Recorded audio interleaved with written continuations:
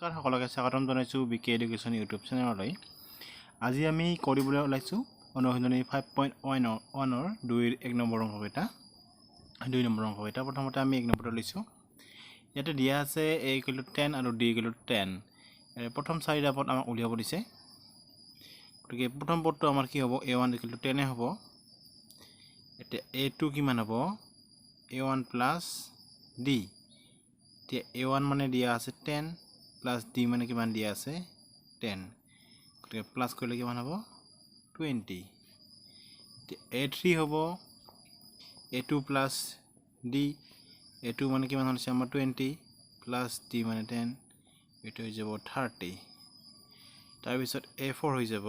a3 plus d, অৰ্থাৎ a3 মানে আমি পালো 30, তাৰ লগত ডট যোগ কৰিলে কিমান হ'ব 40। এতিয়া প্ৰথম চাৰিটা পদ হ'ব। প্ৰথম চাৰিটা পদ, প্ৰথমটো আমাৰ 10, দ্বিতীয়টো 20, 30, তাৰপিছত 40। এতিয়া 2 নম্বৰটো লৈ আহিছোঁ। a = দিয়া আছে -2, d = 0। প্ৰথম পদটো a1 টো -2, তাৰপিছত a2 হ'ব a1 plus d, ইয়াতে a1 হৈছে -2 plus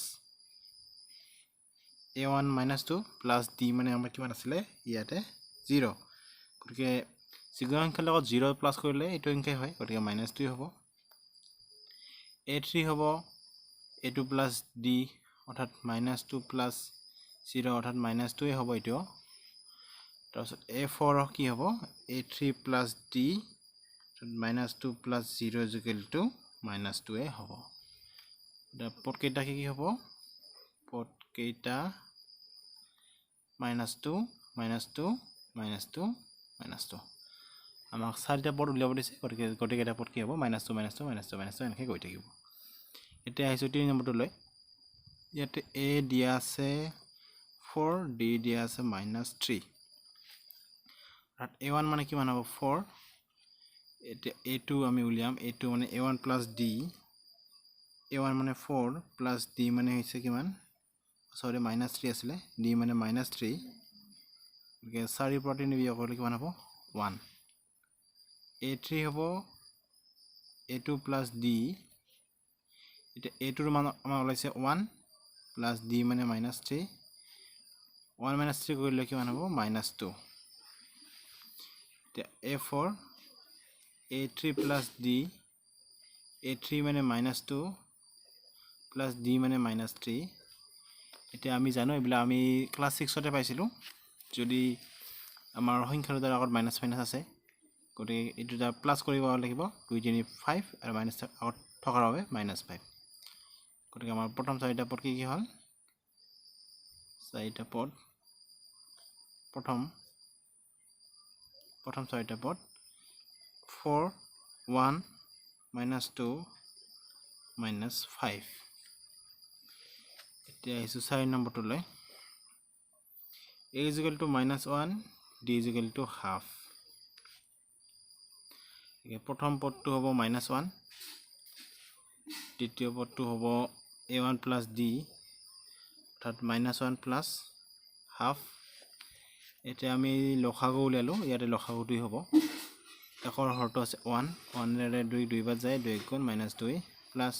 2 2 2 1 বাৰ যায়, 1 1 × 1। এতিয়া -2 plus 1 মানে হ'ব -1, টোটেল থাকিব 2। আমাৰ এইটো ওলাই গ'ল। এতিয়া আমি a3 উলিয়াই ল'ম। a2 plus d, a2 মানে আমাৰ -½ ওলাইছে, প্লাস d মানে আমাৰ কিমান আছিলে ½ -½ প্লাস ½ কৰিলে কিমান হ'ব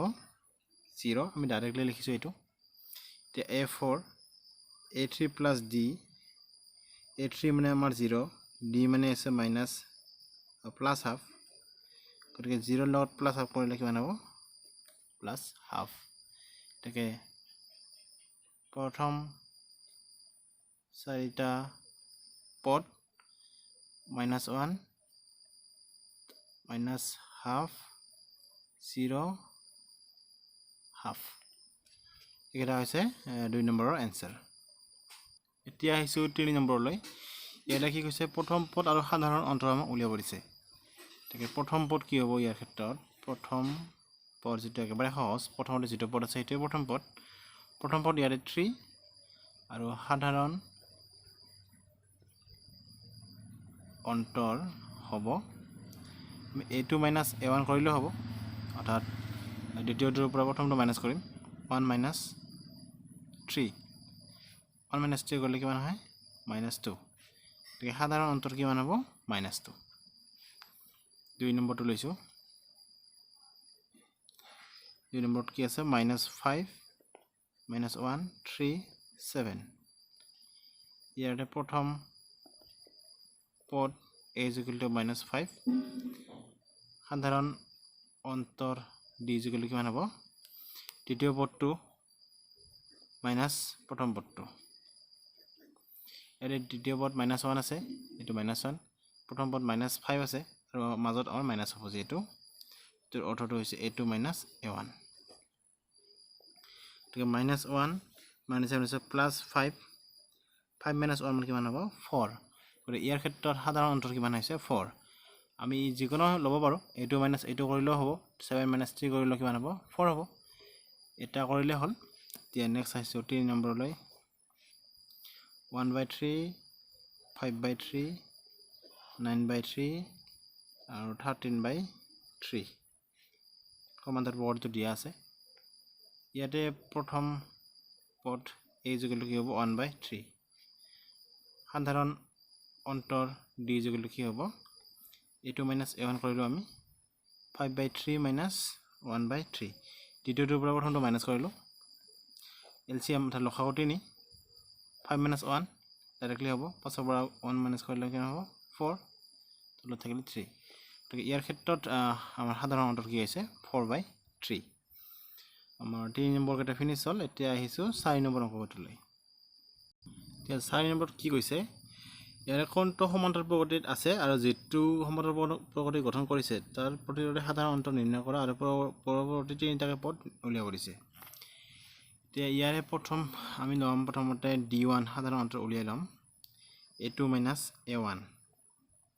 দ্বিতীয়টোৰ পৰা প্ৰথমটো -4 - 2 কৰিলে কিমান হয় 2 d2 উলিয়াই লম a3 - a2 a2 পৰা a2 মাইনাস কৰিম এতিয়া 8 - 4 8 পৰা 4 গ'লে কিমান হয় 4 এতিয়া d3 উলিয়াই লম a4 - a3 16 - 8 কিমান হয় 8 যেহেতু d1 = not d2 = not d3 এটা চা সাধাৰণ অন্তৰ ইয়াতে 2 ইয়াতে 4 ইয়াতে 8 এই মানকেইটা আমাৰ কি হৈছে সমান নাই হোৱা গতিকে আমাৰ সাধাৰণ অন্তৰ যেটো সমান হোৱা নাই গতিকে এটো সমান্তৰাল প্ৰগতিত নাই তেকে প্ৰদত্ত তালিকাখনে সমান্তৰ প্ৰগতি গঠন নকৰে যেহেতু কোনো ধৰণৰ সমান্তৰ প্ৰগতি গঠন নকৰে গতিকে আমি সাধাৰণ পদ আৰু ইয়াৰে পৰৱৰ্তী পদ কটা উলিয়াব আমাৰ কোনো প্ৰয়োজন নাই এতিয়া আমি 2 নম্বৰটো কৰিম যদি মোৰ আখৰবিলাক চিনিবলৈ অসুবিধা হৈছে কমেন্ট কৰি জনাব কাৰণ আখৰ ইমান ঠিক নহয় হেণ্ড ৰাইটিং ইমান ভাল নহয় এতিয়া আমি 2 নম্বৰটো লৈছো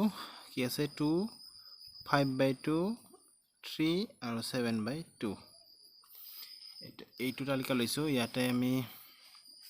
প্ৰথমতে d1 উলিয়াই লম এটা সমাধানবিলাক লিখিবা মই ডাইৰেক্টলি কৰি আছো সমাধান d1 a2 - a1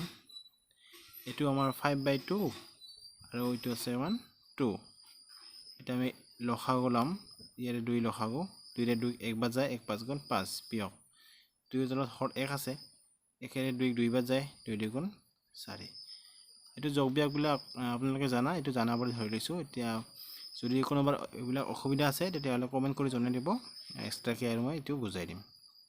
এতিয়া 5 - 4 মানে হ'ব 1 এটা কি হ'ল 2 গতিকে আমাৰ প্ৰথম সাধাৰণ অন্তৰটো হৈছে 1/2 এতিয়া d2 উলিয়াম অৰ্থাৎ a3 - a2 a3 কিমান আছিল 3 এইটো আছিলে 5/2 এইটো প্ৰথমতে আছে এইটো মাইনাছ এইটো কৰিলো এতিয়া ইয়াতে লসাগু হ'ব 2 3 হৰ 1 আছে 1 এৰে 2 বাৰ যাব আৰু 2 3 গুণ কিমান হ'ব 6 2 ৰে 2 1 বাৰ যায় 1 5 গুণ 5 এটা 6 - 5 কৰিলে কিমান হ'ব 1/2 ইয়াতো আমাৰ সাধাৰণ অন্তৰ 1/2 হৈছে এতিয়া আমি d3 ললো d3 a4 - a3 a4 আছে 7/2 আৰু a3 আছে আমাৰ 3 ইয়াতে লসাগু 2 হ'ব 7 - 3 1 আছে 1 2 বাৰ যায় 2 3 গুণ 6 7 - 6 মানে কি হ'ল 1/2 গতিকে আমাৰ এইটো অংকৰ ক্ষেত্ৰত সাধাৰণ অন্তৰ ইয়াত হাফ ইয়াতো হাফ ইয়াতো হাফ গতিকে আমাৰ সাধাৰণ অন্তৰবিলাক একেই ওলাইছে যেহেতু d1 = d2 = d3 = হাফ এটাকে প্ৰদত্ত তালিকাৰ সংখ্যাই সমান্তৰ প্ৰগতি গঠন কৰে এটাকে সাধাৰণ অন্তৰ হ'ব সাধাৰণ অন্তৰ d হ'ব আমাৰ কিমান হৈছে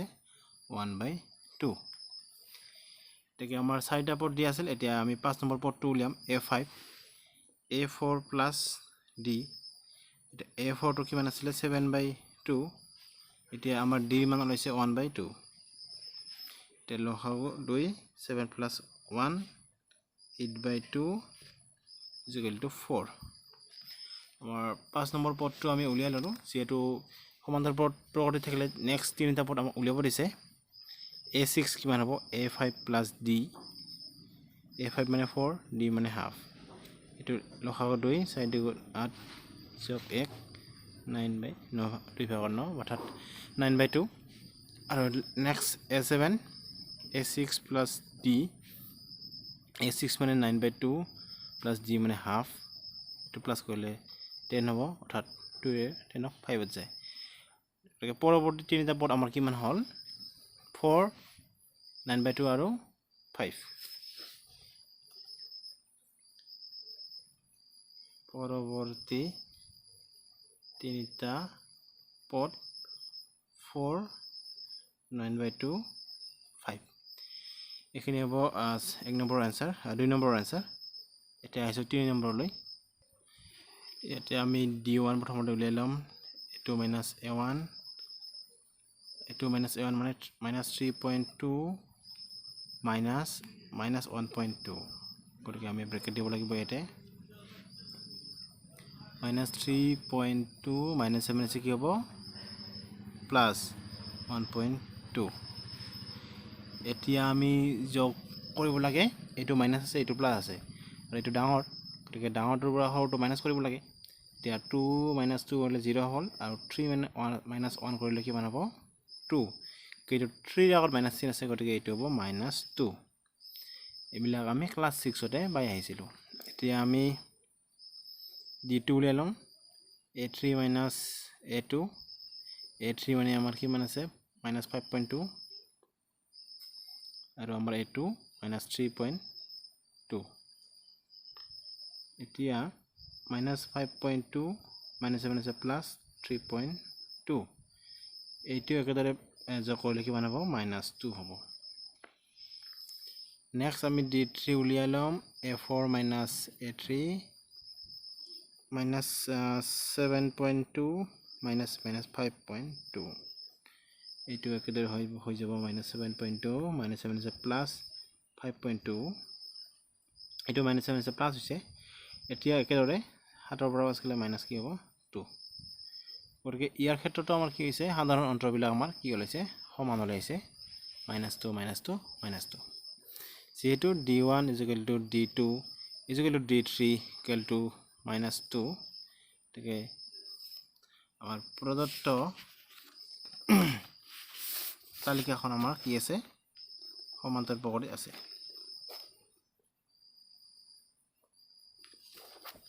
কমান্ডৰ ওপৰত মানে আমি এৰিথমেটিক প্ৰগ্ৰেছ বা এপি বুলি ক'ব পাৰোঁ এপি গঠন কৰে